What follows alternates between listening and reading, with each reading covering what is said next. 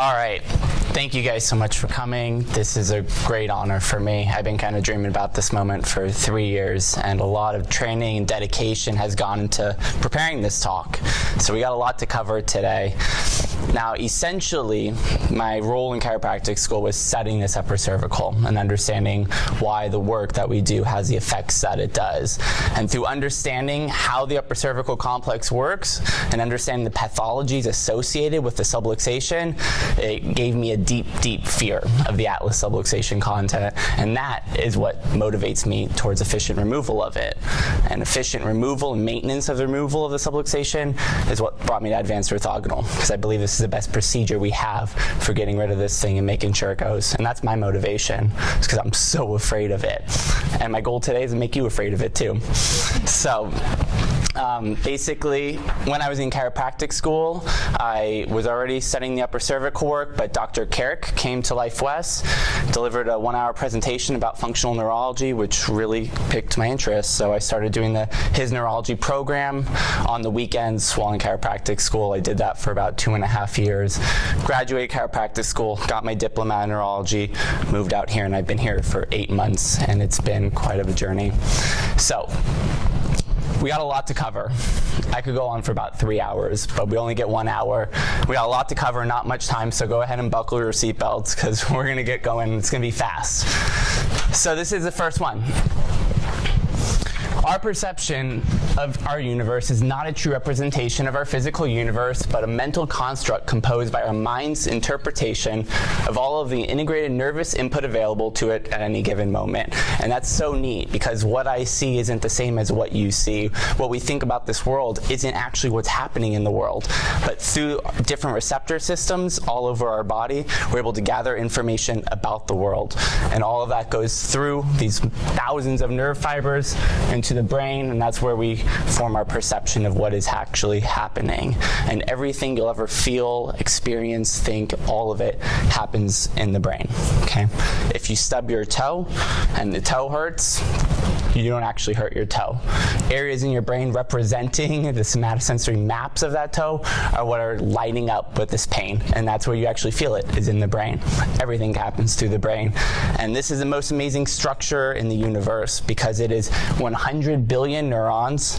Each neuron has 100,000 synaptic connections, and each neuron is doing about 100,000 chemical reactions per second. Okay, if you multiply all those together, it's nearly infinite. And together, they work in perfect harmony to control the 100 trillion cells of our body at every moment of every single day. And so I begin this talk with a deep appreciation and understanding of the complexity of the nervous system, and this is what motivated me to study it. Now, over the summer when I was preparing, I read this little gem, which is Functional Neurology for Practitioners of Manual Therapy. It's a great book written by Randy Beck, and it's basically about the functional neurology program. And there's a lot of really important information in it that we need to use to reference some definitions leading us into this talk. Everything is coming from essentially chapter 1 of this book. So let's get going. The central integrative state of a neuron is a total integrated input received by the neuron at any given moment, and the probability that that neuron will produce an action potential based on the state of polarization and the firing requirements of the neuron to produce action potentials at one or more of its axons. The concept of central integrative state is described above in relation of a single neuron can be extrapolated to a group of neurons. And what this means is that the central integrative state of a neuron really depicts the health of it. How much input's coming in, activation or inhibition that will cause processing within that neuron. It's buzzing, okay? Is it buzzing at a high level or a low level? A high central integrative state or a low central integrative state? You want your neurons to be functioning at a high central integrative state. Lots of information coming in, lots of processing going on, and then correct output to it. Now this is referring to one neuron, but what Carrick says is that you can extrapolate it to a functional group of neurons, and that means that instead of saying, when we're looking at central integrative state, instead of saying just one neuron in that vestibular nucleus isn't working, we can extrapolate that the entire pool is going through a similar change as well, which is very, very important. Constant stimulus pathways are neural receptive systems that supply constant input into the neuraxis that are integrated throughout all the multimodal systems to provide stimulus necessary for the development and maintenance of systems. So what this means is that to maintain this central integrative state within the brain, you have to have input coming in, firing all the time to keep those neurons running. If you lose that input and they lose that, their central integrative state will dip. And so your brain is relying upon what we call constant stimulus pathways, information that's always feeding in, almost like gasoline to an engine. Okay? Now, we get a lot of different input to the brain through different sensory pathways, right? There's visual stimulus to the brain, there's hearing that comes into the brain, there's taste, but all of those are non-constant pathways, right? We go to sleep for 8 hours, we don't see anything, we don't hear anything, we're losing that activation to the brain. And so the brain's central integrative state would weaken during sleep if not for constant stimulus pathways. Things that are always firing into the brain. And the only one that we really have is proprioception. Examples of constant stimulus pathways include receptors that detect the effects of gravity or constant motion, namely the joint and muscle position receptors of joint capsules, muscle spindles, and the axial. And that's what's neat, is that this proprioceptive system we have is the only constant stimulus pathway that's always firing into the brain, always keeping it going. And because of that, the brain is reliant upon proprioception from the body. If you cut that off, the brain loses that activation, its central integrative state begins to fall, and it starts to get weak and or sick. And thus, this is how Carrick says that the spine has vital important proprioceptive to keep the brain running nice and healthy. Immediate early genes, okay, are activated by a variety of second messenger systems in the neuron in response to membrane stimulus. If the cell does not produce enough protein, the cell cannot perform the necessary functions to the extent required for optimal performance and or to sustain its very life. In situations where the neuron has not had adequate supplies of either oxygen, nutrients, or stimulus, the manufacturing of proteins is downregulated, and the process of degeneration refers to as transneural degeneration. Very important word, okay? What this means is that when we're talking about a neuron, it basically needs three things to survive: oxygen, food, stimulus. If it loses one of the three, the neuron's gonna get sick. And that's why, for me, when I'm treating a patient's nervous system, all three of them are important to me, okay? If they have an oxygen deficit, there's a very easy solution to that, and that is exercise. Exercise is gonna increase their oxygen delivery, okay? Quitting smoking, CoQ10, hyperbaric chambers, and extreme examples, all ways to increase oxygen delivery to the nervous system. Okay, nutrition as well. If the neurons don't have the fundamental building blocks, then they won't be able to make the proteins and structures they need. And that's why if somebody's eating Taco Bell all day, you can adjust them. They're not going to get better as long as they don't have the fundamental building blocks. And that's why I feel obligated to at least talk about nutrition a little bit or refer to a dietitian. But what our specialty is the stimulus.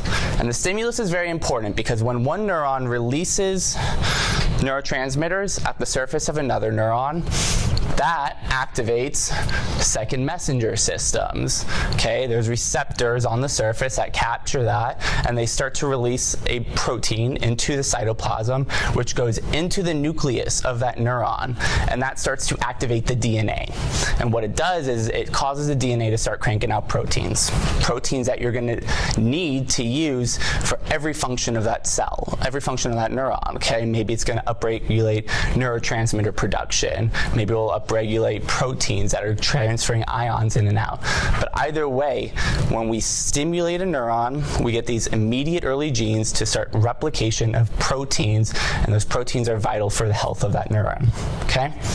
If you take away either the stimulation, the oxygen, or the nutrition, and it stops making the proteins, then the cell gets sick. And that sickness is called transneural degeneration. Very, very important term. I'm going to be using it for the rest of this talk. TND. Diascasis.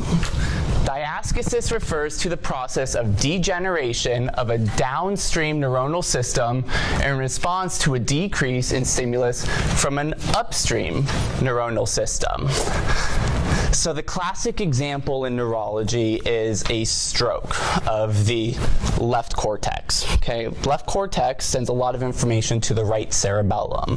That right cerebellum needs that input to keep it running and thriving. So some people have these strokes in their left brain, and it's pretty well documented that by having that stroke, killing this group of neurons, you're going to lose input to that cerebellum, and that cerebellum can also get weaker as a side effect through diascasis. Problems right here affecting things right here that are relying on that incoming information. And this is so important to us. Diascasis is the most important word that chiropractors need to know and are never taught in chiropractic school because it explains why subluxation does what it does. Interference or disruption in one part of the nervous system can impact other parts of the neuron network. And that means that if there is a problem right over here in the spine and it's causing a loss of input up to the brain, parts of that brain that are relying on that input through diascasis will also get weaker. Are we following? And so through the terms, I've built this sentence that says subluxation through diascetic changes causes transneural degeneration in the brain. Does it make sense? I want us to all say that out loud because it's very important. All right, ready? 1, 2, 3. Yeah. Subluxation through diascetic changes causes transneural degeneration in the brain. All right? Subluxations are killers, in my opinion. They're slow, very slow ones, but they do because they disrupt input into the brain, and that brain is relying on that input through those constant stimulus pathways. We're following? We're following. Okay. Neuroplasticity. Neuroplasticity results when changes in the physiological function of the neuraxis occur in response to changes in the internal or external milieu. And basically what this means is that there is hope. There is hope for this brain of ours because it has something called neuroplasticity. And when you fire a part of the brain and you use it, your brain realizes that that's something that needs to be strong. And what it does is it begins to have these immediate early gene responses to crank out proteins, and those proteins are going to help that neuron go through neuroplasticity to grow new synaptic connections to other neurons. Not only will it grow new synaptic connections, but it will increase the ATP production in that neuron so that physically it functions better, but also chemically it's functioning more efficiently. And that way things that we use frequently actually get stronger. The way I think about it is tennis, okay? You will go and play tennis for the very first time, you're terrible, but you fire that pathway, that tennis pathway through the brain, and you begin to have neuroplastic changes. You do that every day repeatedly, that pathway goes through neuroplasticity, gets stronger, gets stronger, gets stronger, and all of a sudden you're good at tennis. So neuroplasticity, in my opinion, is the equivalent of innate intelligence because it allows us to adapt to our environment every single day. It's our brain's ability to adapt to things that are changing. And so this is kind of the mechavitalism concept of using the mechanisms to reinforce the vitalistic philosophy that we understand. Neuroplasticity. So we need to talk about our first research study, and this is Dr. Carrick's Pride and Glory, the blind spot study. Is everybody familiar with this research paper? No. I think this is one of the most important research papers in chiropractic, and this is how it went. Was Dr. Carrick was taking blind spots, and do we know what blind spots are, right?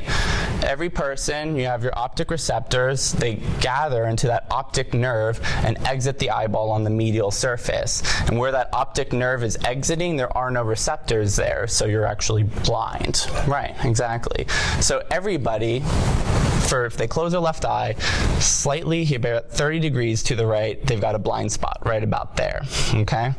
Now when both eyes are open, you don't see any, it looks totally fine. And the reason why is that this eye can actually see that visual field, so there's nothing there. You don't perceive it. But when we close one eye, we still don't perceive that blind spot right there. And the reason why is that the brain has this ability called filling in. And essentially what it means is that the brain can help predict what would be in there, and it actually can fill that area in so that we don't perceive it. Pretty incredible brain functioning right there.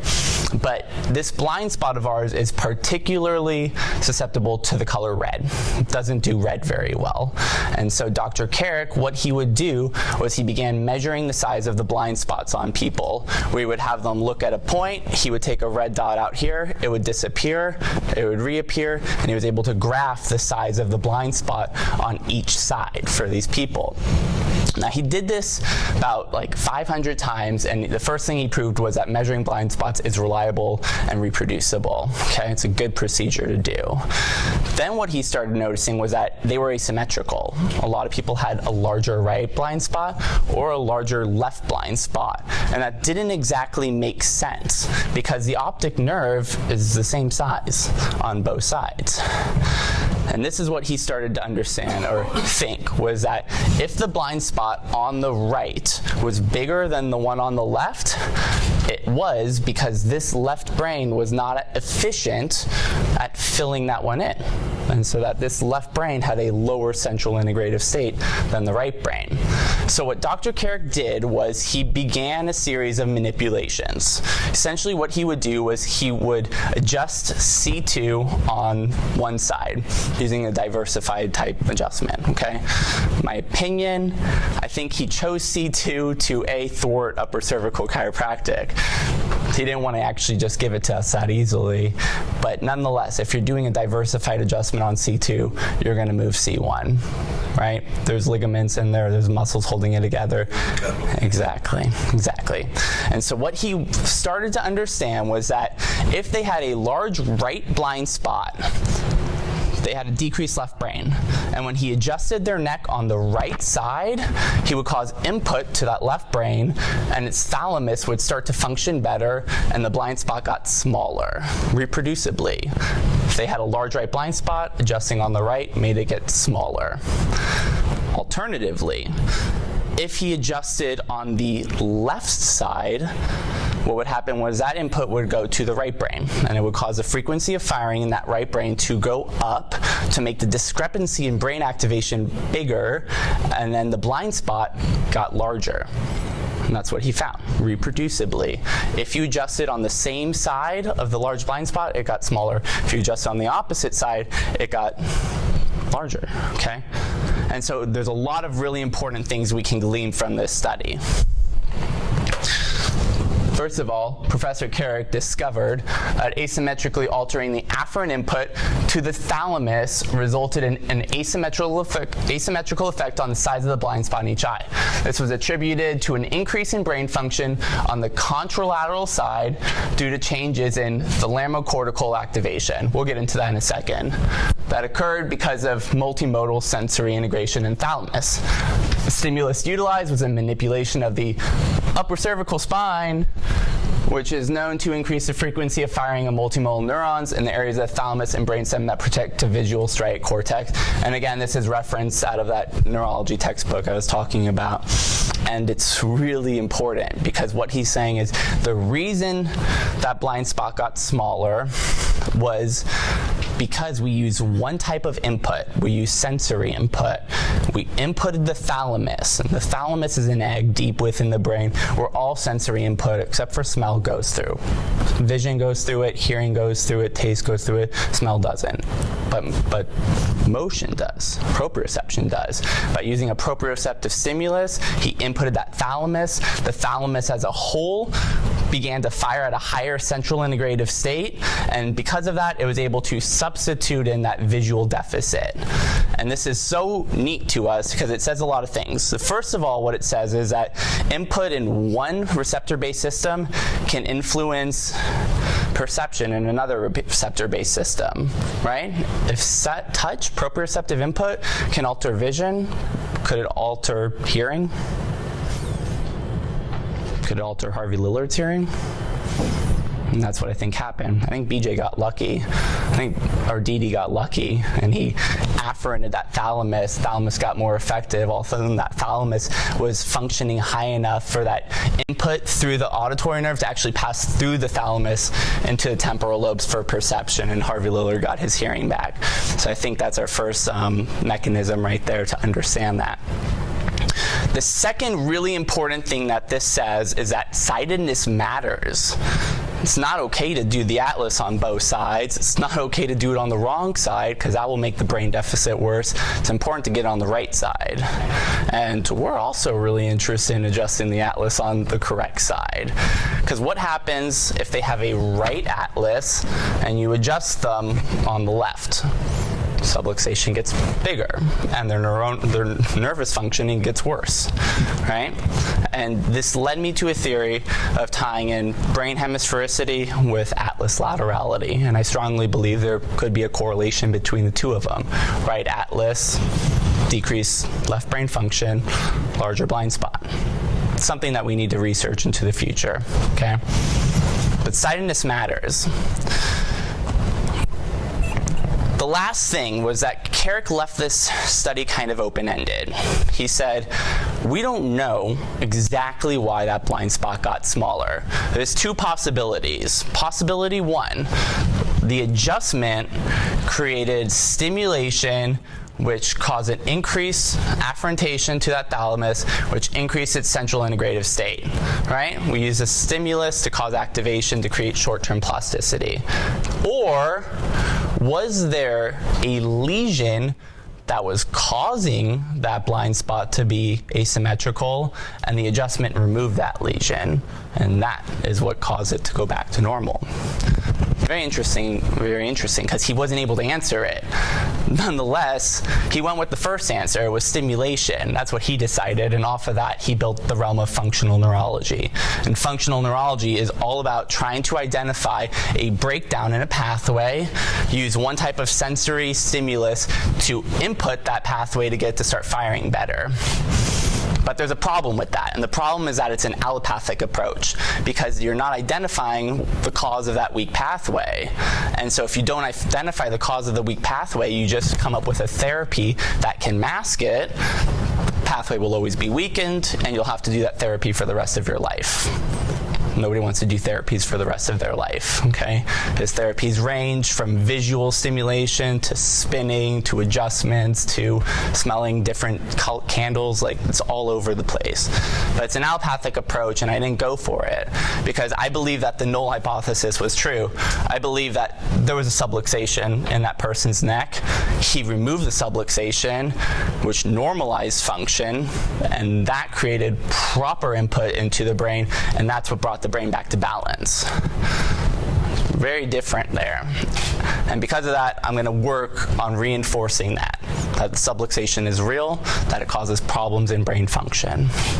Okay? And what's very interesting is that if the subluxation really is the cause of the brain hemisphericity, then upper cervical care is the most logical treatment for brain hemisphericity. And the entire Carrick program was designed around balancing brain hemisphericity. We don't have time to get into brain hemisphericity today, but if we really were able to correct that through upper cervical care, as I'm postulating today, then the effects of our treatment get much more profound, and the ability of us to correct many different things also really increases exponentially. But what we've been talking about brings us to a couple quotes that I learned in the program. So, neuronal stabilization, brain activity results from the synaptic integration of all modes of incoming information. All that input is going to what makes the brain work. And changes in the level of this integrated activity should in turn change the level of the cerebral cortex. What we're talking about. If you had a bad stimulus, brain can't properly metabolize all the stimulus, then the brain starts acting wonky. And it's through these mechanisms that long-term potentiation is accomplished. Now, there's also negative effects of altered proprioception. Patterns of normal proprioceptive input are profoundly distorted when articular nociceptive activity is added. When there's pain coming out of a joint, that pain is going to fire into different parts of the nervous system, and that's going to alter reflexes at that level. Okay? This interference with the precise continuous input necessary for coordinated multi-segmental reflexes are required for normal patterns of motion, balance, coordination, equilibrium. And this is why we're trying to say if there's an injured joint which is sending nociceptive information into the brain, that pain is actually toxic to the functioning of the brain at regulating different functions, motion, balance, coordination. An injured joint is likely to cause persistently disturbed sensory feedback to the central nervous system, and therefore existing motor programs have to be modified. And I guess the best way to really understand that is with an elbow. So if this joint in the elbow is not working right and there's pain signals coming out of that, the pain is going to fire into the spinal cord, and that will inhibit the muscles around it so that you can't actually move the arm as much because the joint is injured. So there's joint nociception altering motion. Makes sense. This produces interdependence between biomechanical and neurological mechanisms. And so when we start really digging into how important these joints are, how important this proprioceptive input is, it leads us to this study, which every single upper cervical doctor should know very, very well. A quantitative study of muscle spindles and suboccipital muscles of human fetuses done in India. And basically these doctors were using staining techniques to count how many muscle spindles were found in the upper cervical suboccipital muscles. And what they found was 242 muscle spindles per gram of muscle tissue in the inferior obliquus. And that's the highest content of muscle spindles per gram of muscle tissue found in the entire human body. For one reason or another, our biology decided that it was very important to invest a lot of receptors right in those muscles. It's a very important joint for a lot of different reasons. I think it's the most important joint because it's the most heavily monitored through receptors. Make sense? Our brain pays more attention to the mechanics of this joint than any other part of our body. Let's talk about muscle spindles for 1 second, okay? We might remember them from school. It might be a long time, but we have these muscle spindles that live within the muscle itself, and their job is to detect stretch. So when a muscle is stretched, the muscle spindle also gets stretched. And since it fires off to stretch, it has a very high frequency of firing. It's going bup, bup, bup, bup, bup, bup, bup, bup, bup. But when that muscle is shortened, that muscle spindle is also shortened. And now it's not going to fire off as quickly. And so it has a bup, bup, bup, a decreased frequency of firing. And so if we apply this understanding of basic muscle spindle physiology and we take a look at the one more. In the case of certain types of receptors in the upper cervical spine, as little as a 0.4 degree change of arc has been shown to cause activation, again coming from the textbook. 0.4 degrees is enough to alter these muscle spindle reflexes in the upper cervical spine, whereas the majority of the body is actually closer to 1%. But we see this. This is an upper cervical subluxation, okay? Somebody is 20, they dive into the pool head first, smash their head on the bottom, they get out, they feel fine, and then they walk around like that for 20 years. And there's a big problem with that because the most sensitive muscle in your entire human body, this inferior obliquus, lives right here, and then it lives right here. And there's problems when you live like that. Problems with static length receptors, okay? Different types of receptors in those muscle spindles are gonna fire off statically, even if you're not moving, just to tell the brain the length of those. So even if you're laying in bed not moving, but your head is crooked and this one is lengthened, this will have an increased frequency of firing, and this inferior oblique will have a lower frequency of firing. That's when you're not moving. Now when you're walking, it's even more profound, because if you take a step and you turn and you stretch it, this one's going to fire off higher, that one fires off lower, and every step you take begins asymmetrical afferentation into the brain through this upper cervical complex. Now, the truth is that there's I tried to do the math on it. I calculated about 24 million different types of misalignments, the way we look at it, the way we measure it, okay? There's a lot of different variations in misalignments. No person has the same one. That's why we go through all of this X-ray analysis to understand it.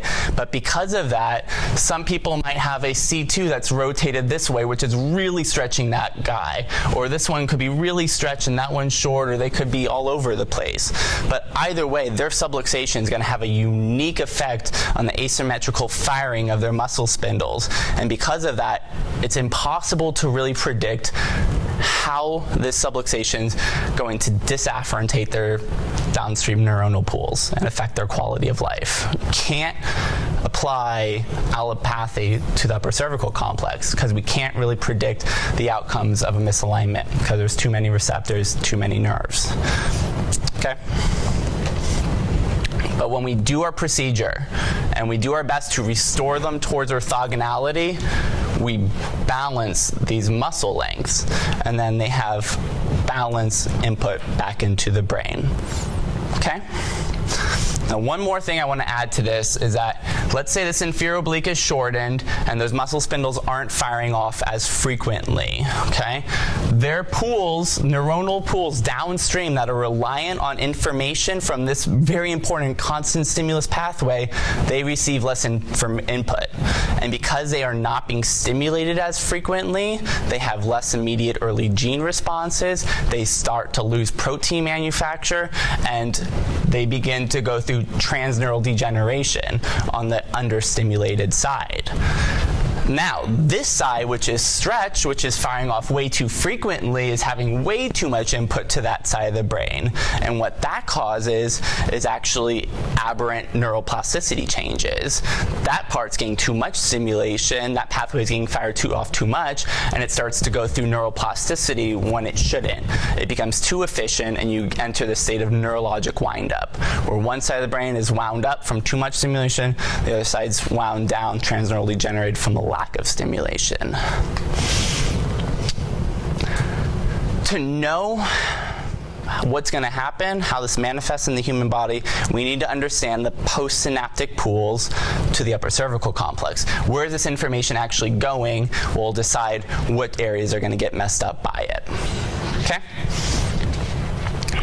Altered functional activity in muscle spindles can contribute to asymmetries in cortical afferent input, resulting in hemispheric activity. Okay, another quote coming from the textbook reinforces everything I said, but it's not just this crazy guy up here saying it, it's actually published, okay? This is going to go back to the suboccipital muscle spindle research. This is page 2, and there's a lot of really important gems on this page that we need to point out. The first one is that studies in humans have shown that the spindle density is highest in the hand, the foot, and the neck muscles, lower in the shoulder and thigh.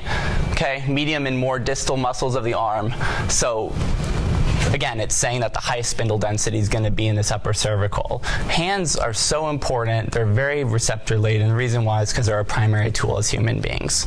All right? Same with feet, because they tell us where we are in space. So there's a lot of receptors there. On the other hand, the majority of rotational movements of the head on the neck occur around the atlantoaxial joint, okay? All this, that's just C1 on top of C2. That's where all that movement's coming from. And the inferior oblique muscle, which is diagonally inserted from the spine to the axis, would be subjected to stretch during almost the entire rotational movement at that. And that's what it's saying is whenever you rotate your head, that's the muscle that you're altering its length on. But you understand that these suboccipital muscles are very, very small muscles. On the other hand, they're very small, and they seem incapable of bringing around any significant head rotation. Moreover, they're inserted very close to the craniovertebral joints, and they're obviously at a mechanical disadvantage as compared to large, powerful rotators of the head, like the trapezius, the splenius, the SCM. And the role of these muscles as rotators is doubtful. Okay? These suboccipital muscles are not contracting to turn your head around. The SCM is the one that's contracting to turn your head around. And what it means is that these suboccipital muscles, we shouldn't be viewing them as muscles that create movement. They're really more muscles that are designed as a sensory organ to tell you where your head is in space. We've always been thinking about these muscles the wrong way. We should start thinking about them like an eyeball or an ear ball, but for our proprioceptive system. Okay, let's change our thinking on that. But we look at bones all day, so you can't blame us. Here's a great paper, Clinical Characteristics of Cervicogenic-Related Dizziness and Vertigo. The paper starts off talking about how 20%, it's one of the top 20 most common reasons people go to see doctors is because they're dizzy or they're unstable. About half of those actually become vertigo. But if we look at cervical vestibular integration, we blow it up. There's a lot of good stuff in here. Vestibular apparatus in the inner ear directs velocity, acceleration, and position of the head. Okay, but only with movement. The only time whenever we move our head, we have these little canals within our ears. They fire off and they tell you your head just rotated left. Okay, and they work together with this upper cervical to tell you where your head is moving. Other motion inputs to the vestibular system, including position sense, especially cervical proprioception and visual stimulus. All of this is going to go into the vestibular nucleus, but the cerebellum is working hand in hand with that vestibular nucleus to clean it up. And that's what the cerebellum does, is it processes information and it modifies it and refines it. That's the job of the cerebellum. Now, these redundant inputs are integrated by the central processor, vestibular nucleus, drives the eyes and the bodies, blah, blah, blah, blah, blah. But the integrated perception of head rotation in space can be disturbed and inaccurate if the input streams do not agree. We're going to get to this in the next slide, but what it's saying is that this vestibular nucleus has a lot of really important jobs, and it's going to take input from 3 different areas. It's going to take input from the eyes, it's going to take input from the inner ears, and it's going to take input from the upper cervical spine, and it's going to cross-reference all of those together to try to determine where we are in space. And if one is saying something, one input saying something, and another input saying another thing, and they're not agreeing, you're going to interfere with integration, central processing in that vestibular system. It's a big problem. Okay, now somatosensory signals by themselves can generate vertigo. The cervico-ocular reflex movement depends purely from neck torsion. And this is what's neat, is there's a cervico-ocular reflex. What that means is that if I want to look at a target, I need to be able to fixate my eyes on that target. If I can't keep my eyes on the target, then I don't know where I'm in space, and I'm going to be doing this, titubate, okay? And so the large part of neurology is about restoring eye movement control. It's a very large part of the functional neurology program. And what they say is that if I'm going to turn my head to the left, my eyes need to go equally to the right to keep them focused on that target. If they fall off that target, then my head titubates. I don't know where I am in space. So they do a series of vestibular canal to ocular eye reflexes or exercises to try to rehab that pathway. But there's an exact similar pathway of the eyes in relationship to movement of the neck. And that's what's very interesting, is that we are the only people that are actually rehabbing the cervico-ocular reflex by fixing joint mechanics between C1 and C2. Awesome. Yeah, isn't that pretty neat? And I postulate that if we could use the vestibular ocular reflex therapies in conjunction with this upper cervical, we would have the most comprehensive vestibular treatment program on the planet, which is pretty unique to upper cervical care alone. But that's really important. He talks about CORs, cervico-ocular reflexes, a little bit, but it takes me to this slide, and this is what I was saying. Here's your vestibular nucleus getting input from the upper cervical spine, from the inner ear canals, and from the eyes. But the eyes are I think the least important part, because you can mess with that and be okay. There was some Swiss researchers, and what they were doing was they had upside-down glasses. They had glasses you put on, flip the whole world upside down, and they tried to wear them for like a week. And they were pretty dizzy on day 1. They didn't know where they were.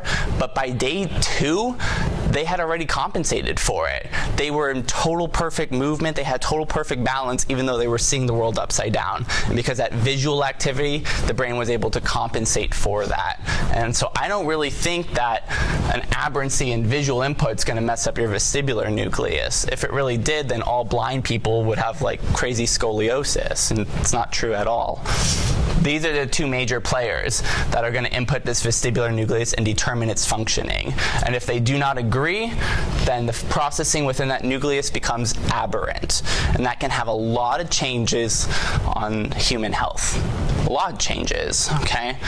The first one is that it's going to go to control of the eyes. Okay, it's going to say that, yeah, when you turn your head left, the eyes need to go equal amount right. So if that vestibular nucleus isn't functioning properly, then you'll have bad input to this extraocular motor control, and your eyes are going to be wobbly. You can't control your eyes. And this frustrates me because CARIC program's always trying to retrain the eyes to move when you really just need to get to the cause of it, the source of it. That's also going to go up to the brain to tell us where we are in space. If that doesn't work, then we're going to feel dizzy. We're going to feel nauseous. We might get vertigo. We might be unsteady. We might have balance issues. All of things we see in the clinic and things we're planning on studying later.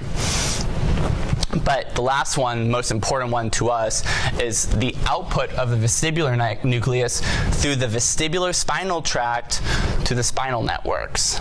So what this guy is doing is it sends nerves down through the vestibular spinal tract, through the spinal cord, to activate our anti-gravity postural muscles. The little tiny muscles on the sides of your spine, there's hundreds of them, that you can't think about or consciously control. All of those are going through subconscious control through the vestibular spinal tract. And what happens is that when the output of this nucleus becomes aberrant, and it has aberrant activity to the spinal networks, you get a twisting of the skeleton, a twisting. We've seen that, right? We've all seen that. We're going to get into it. So here's a paper by the Vestibular Disorders Association saying that cervicogenic dizziness is a real diagnosis. It actually happens. It validates somebody could be dizzy because of their neck. Not because of a problem in their inner ears, but because of something in their neck. So it's a real diagnosis. Here's the evidence for that.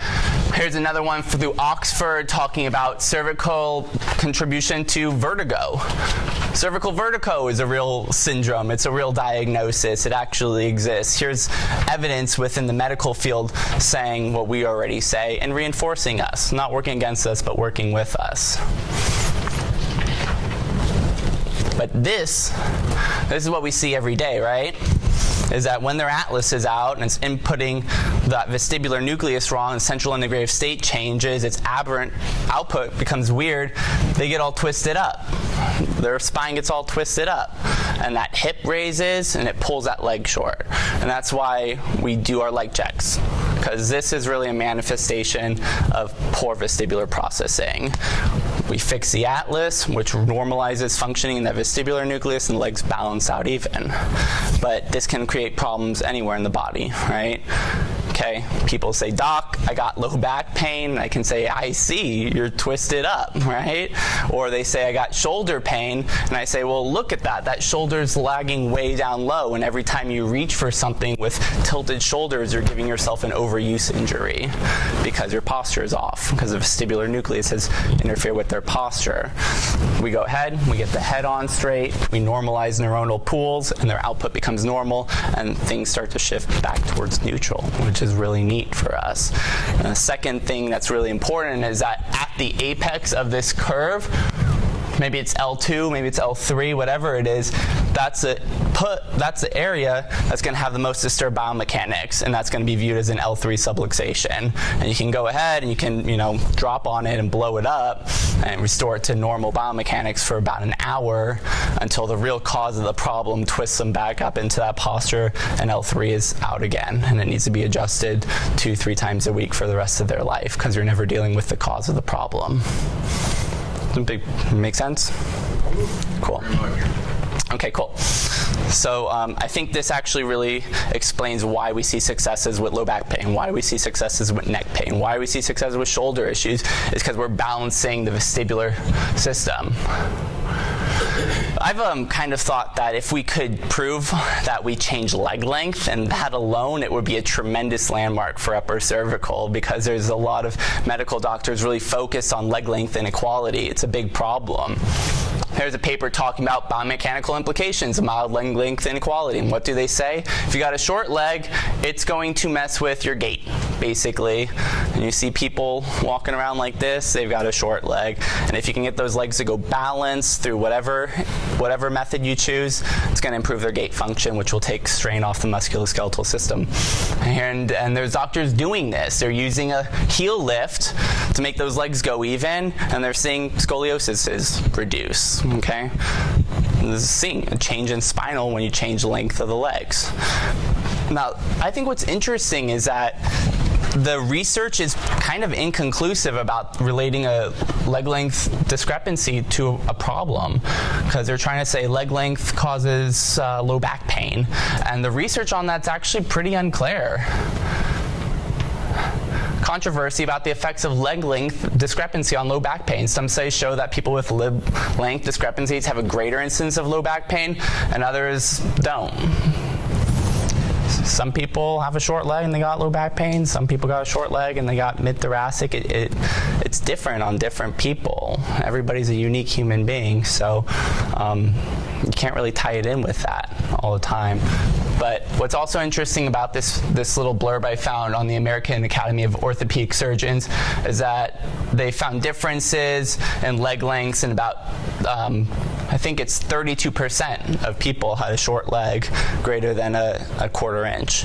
So maybe that is a glimpse into the significance of the upper cervical, how many people are actually walking around with a misalignment. Who really knows? Management of leg length inequality found on Medscape. They're basically saying that it's going to alter your gait if one leg is shorter or longer, and it can cause a lot of problems in the body. And so it's really important to have those legs even. And if they don't know what's causing that leg to be short, there's ways of making it longer.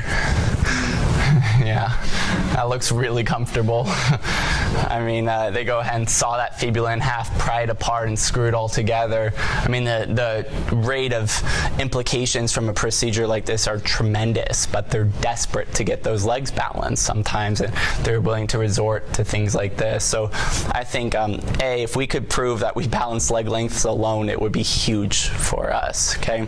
There's two different types of short legs. There's a structural short leg, and then there's a functional short leg. We deal a lot with functional short legs. The leg looks like it's short because muscles are tight. Other ones, the bone could actually be shorter, okay? The hip could be messed up. A really easy way to tell if it's structural or functional, have them turn their head both ways. If it goes even, it's functional. If it stays short, no matter how they turn their head, it's a structural one. If it's a structural one, I think give them a heel lift, because you'll never get that even through functional changes if it's structurally short. But the vast majority of these, they're functional. That vast majority of these legs drop right even after we adjust them, and stay even as long as they maintain that adjustment. These are pictures taken out of the Upper Cervical Subluxation book, the textbook by Kirk Erickson. Some really great pictures showing pre's and posts. Pre, you got a straight neck. Post, you got that curve coming back in. Pre, straight, post, great curve coming back in. And I think, again, this is validation of rehabilitation through that vestibular system, increasing the central integrative state in that vestibular system. And these are really beautiful too, because I mean, this is a low back, right? This is L5. I mean, they're adjusting somewhere up here, 24 segments north of that, and they're creating all these global changes in the base of the spine. And this is, does this person have low back pain walking around like that? Probably. You betcha. Does this look better? Does that feel better? Yeah, absolutely. Again, changes through the vestibular program. There's another paper that's really important. Dr. Murphy talks about it, called The Intermedius of the Medulla, Potential Site for Integration of Cervical Information and the Generation of Autonomic Responses. And right here is the key. The nucleus intermedius sends monosynaptic projections to both the nucleus tractus solitarius and the hypoglossal nucleus. it's likely that the nucleus intermedius acts to integrate information from the head and neck and relays this information to the NTS where suitable autonomic responses can be generated, also to the hypoglossal nucleus to influence movements of the tongue and upper airways, essential to the integrity of blah, blah, blah, blah, blah. But something's very important because it says monosynaptic projections, and if you look back in this textbook I've been talking about, monosynaptic connections between two structures suggests a very important functional relationship between the two structures. If it's only going to synapse one time, that's pretty important. Okay, if it synapses like 24 times before getting there, it's not as important. So because there's a monosynaptic connection between the upper cervical spine to this nucleus intermedius, and from that to the nucleus tractus solitarius, this explains some of our changes with autonomic control, right? Because the nucleus tractus solitarius outputs through vagus nerve, cranial nerve 10, to control all of our guts, okay? And so if the atlas is off-center, muscle spindles are distorted in their length, causing a disturbed frequency of firing into this nucleus intermedius. One will become higher in its central integrative state, one becomes lower, one goes through transneural degeneration, one goes through aberrant plastic changes, and it interferes with the output of that nucleus tractus solitarius. Where does it go to?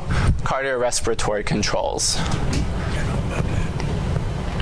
Goes to a lot of places, but cardiorespiratory control. Everybody's seen this research paper. This is a very famous blood research paper done on blood pressure by Dick Holtz. You've seen this one, right? Everybody's seen this one. What does it say, like hidden in there? Systolic, 17-point drop. That's tremendous. That's more effective than 2 blood pressure meds at the same time. And they maintain that drop for 8 weeks off of 1 NUCA adjustment. Okay? I'm sure everybody who's practiced has seen patients' blood pressure change. But this is what's happening. We're rehabilitating that nucleus intermedius, which is rehabilitating the nucleus tractus solitarius to properly control our autonomic responses.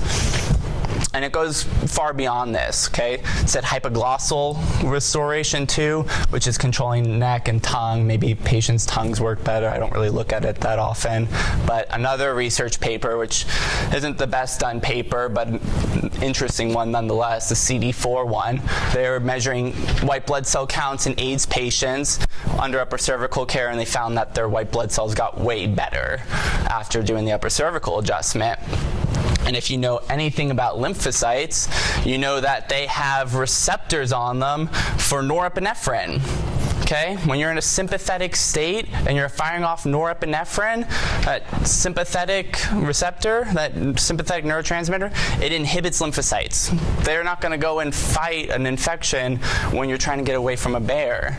Okay? And when you've got this misalignment, which neurologically is like a claw gripping your brainstem, and it's interfering with that nucleus intermedius, and you're living in a sympathetic state, your immune system drops. And again, that's why I say that this might be the best flu shot we have. So it's kind of neat. Now we have to talk about the trigeminal cervical nucleus as well. Do we have 5 minutes left? All right. The trigeminal cervical nucleus. Okay, the trigeminal nucleus, we learned about this one in school a long time ago, sometimes really, really long time ago. And a trigeminal nucleus basically dips all the way down into the spinal cord, all the way down. And so mechanoreceptors and nociceptors from the C1, C2, C3 vertebra are sending input into that trigeminal nucleus, and that's altering the frequency and firing in that nucleus, which can lead it closer to high functioning central integrative state or lower, further away from it, from subluxation model that we've created today. And so what this can mean is that if you alter input to that nucleus and you change its integration, its output can become aberrant. Okay, what is its output to? Its output is through the temporalis muscle, masseter muscle, medial pterygoids, all these muscles around the jaw. And that's why we adjust somebody's atlas and their TMJ gets better. We're rehabbing that trigeminal nucleus. Other outputs are through the tensor tympani muscle, tensor villi palatini muscle. Tensor tympani muscle controls the tenseness on that tympanic membrane. So if this output is aberrant to this muscle, this person can get tinnitus. And it's one cause of tinnitus. There's multiple causes, but a lot of people whose tinnitus, ringing in the ears, gets better is through rehabilitation of this pathway through that muscle. Tensor villi palatini muscle controls the width of your eustachian tubes, and that's got a reflection of ear infections in children. How come their ear infections get better? So now we know why. Ding. Last one is periaqueductal gray matter, okay? Periaqueductal gray is really a neat part of the brain in the mesencephalon, top part of your brainstem. Its job is to inhibit all incoming pain from the body, suprasegmental inhibition of pain. If this guy fails and you can't inhibit any pain and you've got all this crazy pain signals actually passing straight through it to the brain, you get fibromyalgia. So you feel fibromyalgia pain. You feel pain everywhere, and they don't know what it is, so they just call it fibromyalgia as a blank diagnosis that really means nothing. But I think this is one of the truest mechanisms behind fibromyalgia, and it's great because fibromyalgia patients, they do so well with upper cervical care. They get like a 50% reduction almost immediately, quite often, through rehabilitation of that periaqueductal gray. Okay, Nicholas Bogduk, great researcher. This guy's coming out of Australia in the neuroscience department, and he writes this paper called Cervicogenic Headache, an assessment of the evidence on cervical diagnosis, tests, and treatment. And right here, the mechanism underlying the pain involves convergence between cervical and trigeminal afferents and that trigeminal nucleus. And in this nucleus, nociceptive afferents from C1, C2, C3 spinal nerves converge onto other neurons that receive input from adjacent places. Okay, this trigeminal nucleus is responsible for pain sensation of the entire skull, right? It's responsible for pain sensation of the whole skull. And so when you have this aberrant input to it from this upper cervical misalignment, it can interfere, those messages converge, and it essentially becomes confused. And that's why, although you have a misalignment down here, you feel it as pain over here through referral mechanisms, okay? I'm very familiar with cervicogenic headaches. I had them for about 12 years. I got my atlas corrected, and I don't really get them anymore. So this is why. It's because we're removing that nociceptive afferent from that joint complex to help with these cervicogenic headaches. And we all know that this upper cervical work is usually a grand slam with those types of headaches. I actually view the headaches slightly differently. I view headaches as an early warning sign that there's probably a misalignment behind it. So if you know somebody with headaches, they probably got a misalignment. And the Canadian Memorial, what's the only thing that upper cervical is good for? Cervicogenic headaches. Now we know why. Okay? Bogduk is such a good researcher. He's so good. He wrote another paper talking about neck pain. And I love this paper because it's so great. What he does is he was like, let's talk about neck pain for a while. First, we need to identify what could be the source of neck pain. Okay, where is the neck pain coming from? And so they go through different research articles where they're injecting saline into joints. And if they inject saline into a joint and you damage that joint, you'll feel pain. So he basically, or if you put an anesthetic into that joint, it takes away the neck pain. So he knows that the joints are the source of the neck pain. That's where the pain's being generated from. It's from those joints. Then he says, what's causing it? And he starts going through different diagnoses. What's causing problems in that joint? Infection? Not very common, pretty rare. Tumor? Very, very rare. Meniscoid blocks? Very, very rare. He goes through all the different documented causes of joint problems, and they're all extremely rare. And so he actually wraps up the paper saying this: a sober review of the purported causes of neck pain reveals that the most readily diagnosed and serious conditions are rare and don't account for most cases. Meanwhile, most commonly applied diagnosis lacks validity. They've been disproved by epidemiology or proper diagnosis, and there's really no data on the common cause of uncomplicated neck pain. We don't know what's causing it. We just know it's coming from the joints. Something that he mentioned in this paper that I really, really liked was that he goes through great lengths to tell that arthritis does not cause pain, okay? It's a pretty misunderstood concept. A lot of your patients come in, they say it hurts here, I've got arthritis. That's what the doctor says. But it happened just last week, okay? I'm doing a report of findings. I'm looking at his lateral x-ray. It is a disaster. There's grade 5 arthritis everywhere. And I'm like looking at his card, and he's coming in for low back pain. And I'm like, you don't have neck pain? He's like, nah, it's a little stiff, but no pain, right? They did some giant studies. They took a bunch of people with neck pain. They did x-rays. Half of them had arthritis, half of them didn't have arthritis. Then they took a bunch of x-rays of arthritis, asked them if they had neck pain. Half of them had neck pain, half of them didn't have neck pain. Bogda concludes that arthritis is not the cause of neck pain. Cool. But he doesn't know what it is. He doesn't know what it is. He just knows it's not arthritis. So those are my neurologic mechanisms. I've got another dozen anatomical models of subluxation that most of us are familiar with, right? There's very unique anatomy that sets it up for a lot of problems anatomically as well. You know, this is the mouth of God right there. Every single nerve. Just keep going. Are you guys okay if I keep going? Yeah. Okay. We call this the mouth of God in chiropractic school because everything's going from the brain to the body, goes straight through that, with exception of cranial nerves 9, 10, and 11. Okay, those actually go through the foramen of the skull and they come down to the muscles in the neck, okay, or the vagus nerve. So those don't actually go through that neural canal, but almost everything else does. So it's a pretty important whole, and it's really important that us as upper cervical doctors know our neuroanatomy. We know that this very first spinal nerve coming out of C1, it's all motor. There's no dorsal branch, there's no sensory, there's no sensitive C1 dermatome. That C1 nerve is 100% motor. Deep muscles of the neck, okay? C2 is a different story. C2 is actually sensory and motor.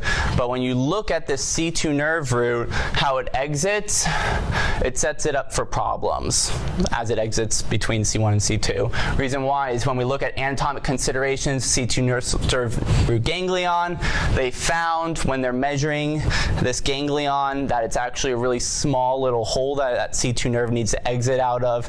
And normally, that C2 ganglion takes up 76% of the foramen height all by itself. So it actually renders a C2 ganglion vulnerable to entrapment. The C2 can become entrapped pretty easily because it's a big nerve coming out through a small hole. And we see that every day with our scanning palpation. Here's the research that backs up our scanning palpation. It's good stuff. It's really good stuff. But if you can entrap that C2 dorsal nerve root, which is branching out to become that greater occipital nerve, what does your patient come in with?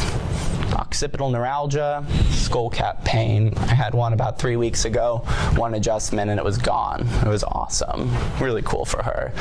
Now, on the other hand, I had an older guy, very bad case of occipital neuralgia, quite a bit of compression there, really bad pain, and we actually weren't able to help him. It took me weeks and weeks and weeks, and I just couldn't get it fixed. And the reason why is because instead of being functionally weakened, the nerve was actually dead. It was dead. And when you can't bring a dead nerve back to life, if it's weakened, you can get pressure off it, it can start to get stronger again. But for him, it was actually dead. And I'll let him go. Actually, kind of sad, but we help a lot of people with, not my thing. But that's the thing. We can help this nerve. Every time we do an adjustment, we decompress that nerve in that foramen, and it opens back up. Couldn't do an anatomical compression model without giving a little bit of credence to Grossick and the dentate cord. This is what we've been using for the last, I think, 70 years in upper cervical chiropractic. Basically, upper cervical spine is very interesting because the dura mater actually attaches to the periosteum of the bone. It doesn't do that in the rest of the spinal canal because the dura mater detaches from the bones and floats in there, surrounded by fat. But when it comes to the upper cervical spine, that dura mater is completely attached to the occiput, skips C1 actually, but attached to the outside of C2 and C3. So when you have this twisting of those bones, twisting of the dura mater, it's putting these asymmetrical pulling on those dentate ligaments. And I was listening to Kirk Erickson last week on the subluxation summit. He talks about how the dentate ligaments in the upper cervical spine are by far the strongest and sturdiest of all the dentate ligaments in the rest of the spine. And what happens is when one dentate ligament is pulling on the side of the cord, you get these waves of compression coming into that upper cervical cord.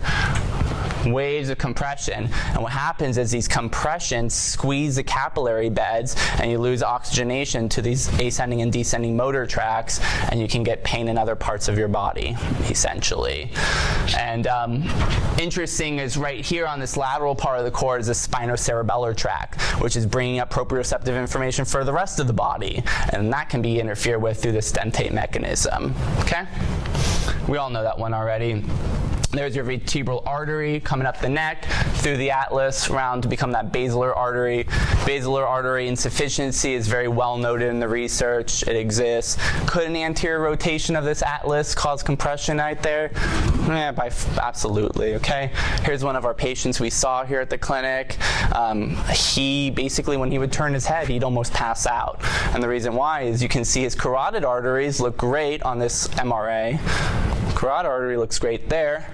Here's his vertebral artery coming up through the atlas, round into the skull to become that basilar artery, coming up. What's going on right there? Blockage of that vertebral artery right around the posterior condyle. And again, here's a patient, here's a struggle, and we helped him a little bit, but this was what was causing his problem.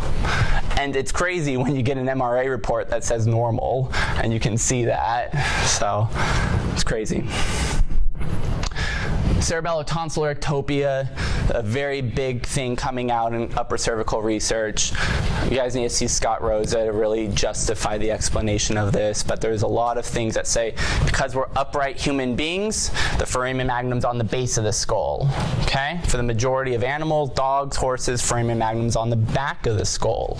And so because we're upright human beings, gravity can pull the brain lower into that foramen magnum, whereas it's not the same effect with animals because foramen magnum's in the back. And what happens is these people get into these car accidents where their head goes flying and their spinal cord, which is anchored to their coccyx, isn't going to go much further, so it stays right there, but their head goes further and it plugs that hole, pulls that cerebellum down into that foramen magnum and plugs it. It's a very big problem because this is a very important gateway where you're supposed to have cerebral spinal fluid exiting the skull and the ventricles to supply nourishment to the cord. What happens when you do that? Well, first of all, he found that these Chiari malformations, they're much more common when you're upright, okay?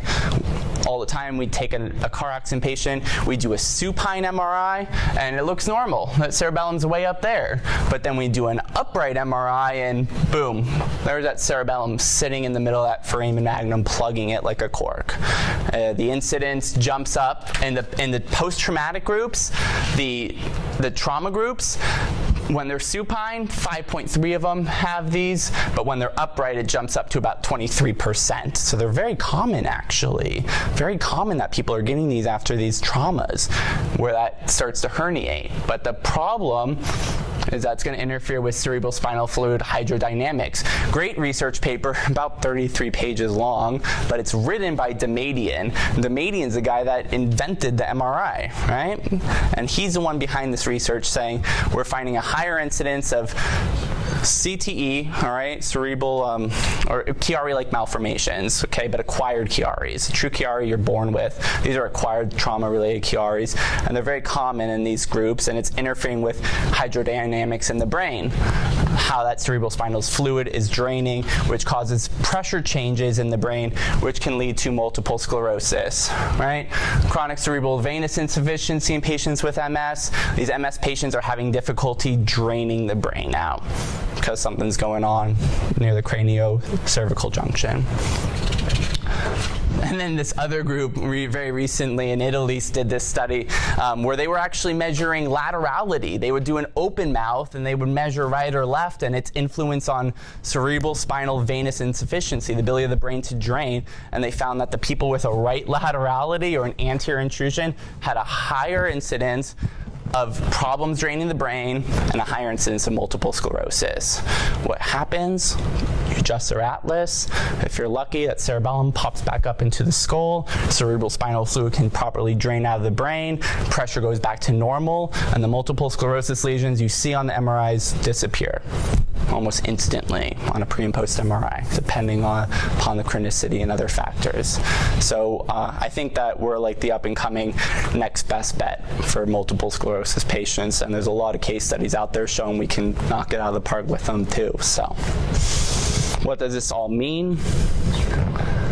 What does this all mean? It means that what we do is very powerful. It affects the human body in a really profound way. It's incredible to know why they got better when you adjusted their atlas, and there's a lot of mechanisms to explain why. The truth is, in any one patient coming in with a misalignment, of these 10 different mechanisms we talked about, 1 could be affecting them, 7 could be affecting them. We don't know.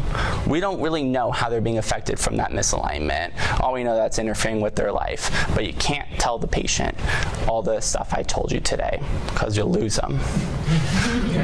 It's a really hard subject, I learned. I came out of school, I came here all fired up, ready to tell some neurology, and like the patient, what? Like they don't get it. They don't get it. But for me to say pinched nerves feels wrong in my heart, knowing what I know. So I came up with essentially, yeah, pinched nerves on the top of your neck.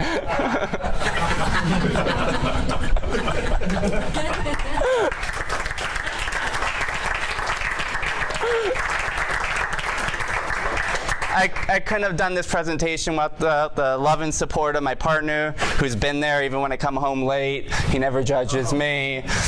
Always end a neurology presentation with a fancy picture of the brain, so thank you guys very much.